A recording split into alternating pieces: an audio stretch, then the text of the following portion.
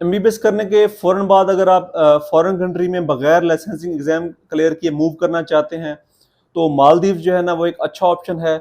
Although एक best option इसको नहीं कह सकते, लेकिन स्टिल एक अच्छा ऑप्शन है उन डॉक्टर्स के लिए जो बगैर एग्ज़ाम के किसी दूसरे कंट्री मूव करना चाहते हैं पाकिस्तान से, और उनके लिए जो अपने जिनकी फाइनेंशियल कंडीशन ज़रा अच्छी नहीं है, जो अपने फाइनेंस को स्ट्रॉन्ग करना चाहते हैं, तो वो भी इस जो ऑप्शन है उसको ऑप्ट कर सकते हैं।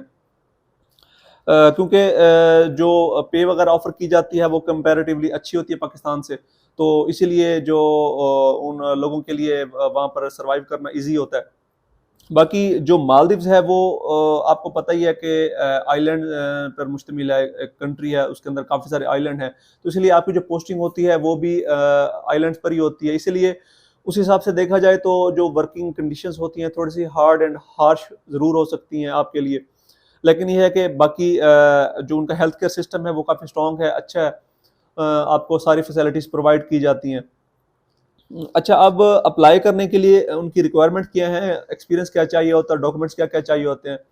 सबसे पहले तो आपकी एमबीबीएस की डिग्री चाहिए होती है।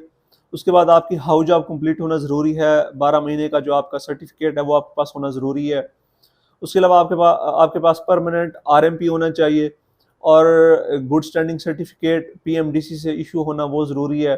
वो आपने पहले से अपना बनवा कर रखना है। आप अप्लाई करेंगे ऑनलाइन पीएमडीसी में गुड स्टैंडिंग सर्टिफिकेट के लिए, तो वो आपने अपना पहले ही लेकर रखना है। इस तरीके से पासपोर्ट आपका होना ज़रूरी है।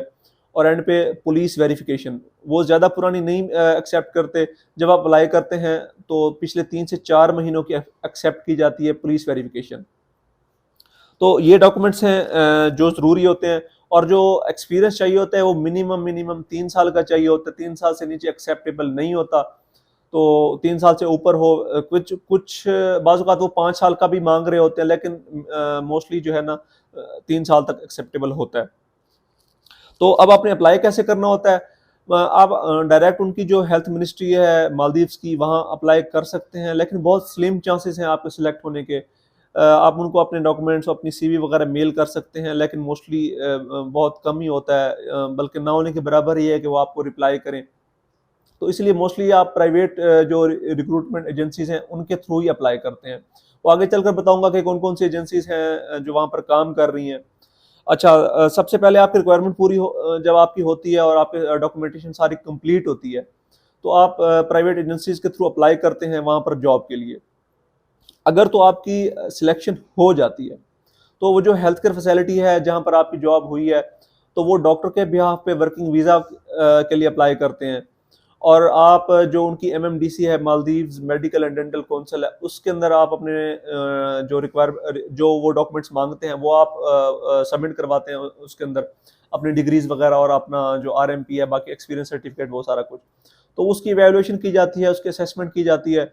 तो उस असेसमेंट के बाद आपको एक टेम्परेरी लाइसेंस इशू किया जाता है मालदीव्स के अंदर काम करने के लिए। तो आपका जब वर्किंग वीज़ा आ जाता है और आपका टेम्परेरी लाइसेंस इशू हो जाता है, उस बेस पर आप मालदीव्स मूव करते हैं, और वहाँ पर आपने जाकर 6 महीने की इंटर्नशिप करनी होती है। जो मालदीव्स का कोई डॉक्टर है जिसके पास वहाँ का जो कौंसल है उसका लाइसेंस होता है, उसकी सुपरविजन में रहकर आपने वहाँ पर 6 महीने की इंटर्नशिप करनी होती है। जब आप इंटर्नशिप कर लेते हैं, देन आप के लिए ज़रूरी होता है कि आप वो जो वहाँ की जो मेडिकल काउंसिल है मालदीव्स की, उसका लाइसेंसिंग एग्ज़ाम क्लियर करना ज़रूरी होता है।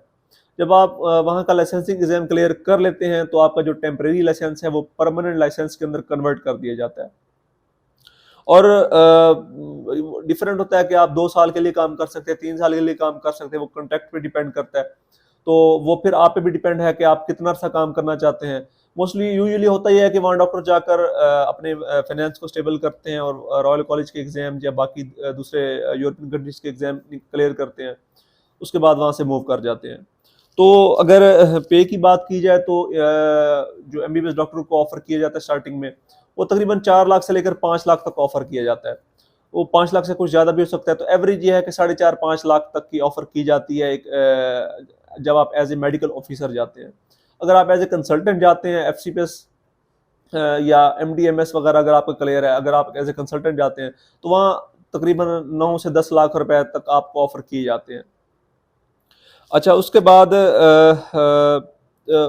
अब आपने अप्लाई कैसे करना है, प्राइवेट जो एजेंसीज हैं वो कौन कौन सी होती हैं, वो तीन चार के नाम बता देता हूँ। तो जो कि पुरानी है, थोड़ी सी अथेंटिक है। तो बाकी है कि अगर आपने कॉन्टैक्ट करना है अपने बिहाफ पे, उनसे करना है। सबसे पहले अल हिंद फॉरेन सर्विस एजेंसी, ये 1991 से काम कर रही है। और ये वहाँ की जो रजिस्टर्ड है, वहाँ से registered member of Maldives association of human resource professional, वहाँ से रजिस्टर्ड है। तो इनसे कॉन्टैक्ट कर सकते हैं, ये भी ट्रस्टेड एजेंसी है। दूसरे नंबर पे है सीगल इंटरनेशनल, इनसे आप कॉन्टैक्ट कर सकते हैं। चौथे नंबर पे है एक यूके बेस्ड एजेंसी है जिसका नाम है रीजेंसी रिक्रूटमेंट।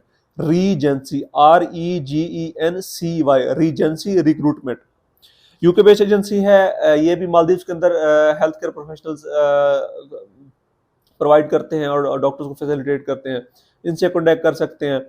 इसी तरीके से चौथी है job plus Maldives, job plus Maldives, ये मालदीव्स बेस्ड एजेंसी है। तो ये भी काफ़ी अर्से से वहाँ पर काम कर रही है। इनके थ्रू आप कॉन्टैक्ट कर सकते हैं। तो ये 4-5 नाम थे। उसके अलावा भी काफ़ी सारी होती हैं, आप गूगल पे सर्च कर सकते हैं, आपको मिल जाएंगी।